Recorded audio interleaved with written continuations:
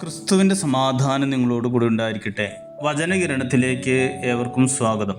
ഒരിക്കൽ ഡോക്ടറെ കാണാൻ എത്തിയൊരു വയോധികൻ നേഴ്സിനോട് പറഞ്ഞു, എനിക്കല്പം തിരക്കുണ്ട്, ഭാര്യ തനിച്ച് വീട്ടിലുള്ളൂ. നേഴ്സ് പറഞ്ഞു, എല്ലാവരും തിരക്കുള്ളവരല്ലേ, ഊഴം വരുന്നത് വരെ കാത്തിരുന്നേ പറ്റൂ. ഇതെല്ലാം കേട്ട ഡോക്ടർ അദ്ദേഹത്തെ റൂമിലേക്ക് വിളിപ്പിച്ചു. ഭാര്യയ്ക്ക് മരുന്ന് വാങ്ങാൻ വന്നതാണ് അദ്ദേഹം. ഭാര്യ വർഷങ്ങളായി അൾഷിമേഴ്സിന്റെ പിടിയിലാണ്. അതുകൊണ്ട് ഭാര്യയെ കൊണ്ട് ഡോക്ടറെ കാണാൻ വന്നിട്ട് വലിയ പ്രയോജനമില്ല. ഇപ്പോഴത്തെ രോഗത്തിന്റെ ബുദ്ധിമുട്ടുകളൊക്കെ വേഗത്തിൽ പറയുകയാണ് ആ വൃദ്ധൻ. ഡോക്ടർ ചോദിച്ചു, താങ്കൾ എന്തിനാണ് ഇത്ര തിരക്ക് പിടിക്കുന്നത്?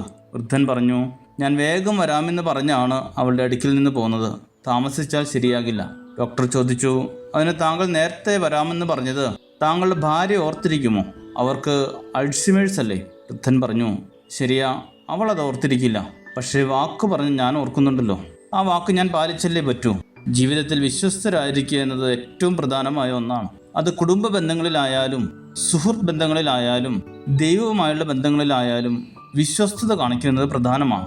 മറ്റുള്ളവരത് പ്രതീക്ഷിക്കുന്നുണ്ടോ, അതിനനുസരിച്ച് നമ്മോട് പെരുമാറുന്നുണ്ടോ എന്നതൊന്നും അതിൽ പ്രധാനമല്ല.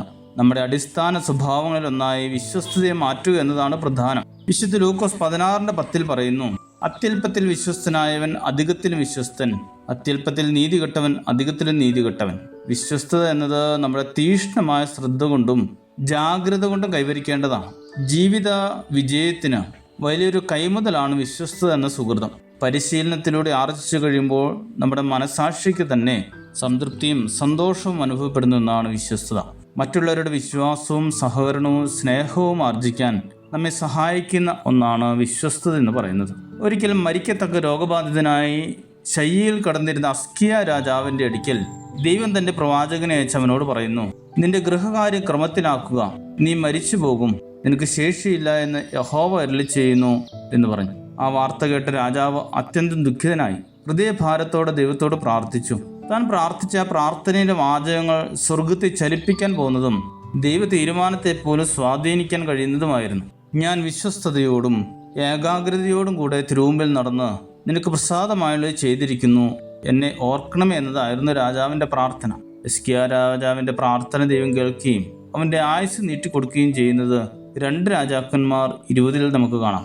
ദൈവമേ, ഞാൻ നിന്റെ മുമ്പിൽ വിശ്വസ്തയോടെ നടക്കുന്നു, എന്നോട് കരുണ തോന്നണമേ എന്ന് പ്രാർത്ഥിക്കുവാൻ തക്കവണ്ണം ദൈവസന്നിധിയിൽ വിശ്വസ്തരായിരിക്കുവാൻ എല്ലാവരെയും ദൈവം സഹായിക്കട്ടെ എന്ന് പ്രാർത്ഥിക്കുന്നു. ശുഭദിനം നേരുന്നു. ദൈവം അനുഗ്രഹിക്കട്ടെ. എന്റെ കർത്താവിൻ വിശ്വസ്തത എത്ര വലുത്, അതിനൽപ്പം പോലും മാറ്റമില്ലല്ലോ.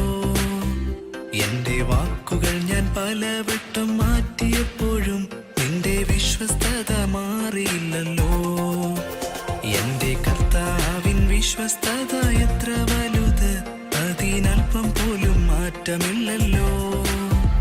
എന്റെ വാക്കുകൾ ഞാൻ പലവട്ടം മാറ്റിയപ്പോഴും നിന്റെ വിശ്വസ്തത മാറിയില്ലല്ലോ.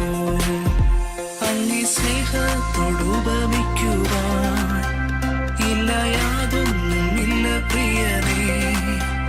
ഈ സ്നേഹബന്ധത്തെ അകറ്റാൻ എല്ലാവർക്കും സാധ്യമല്ല.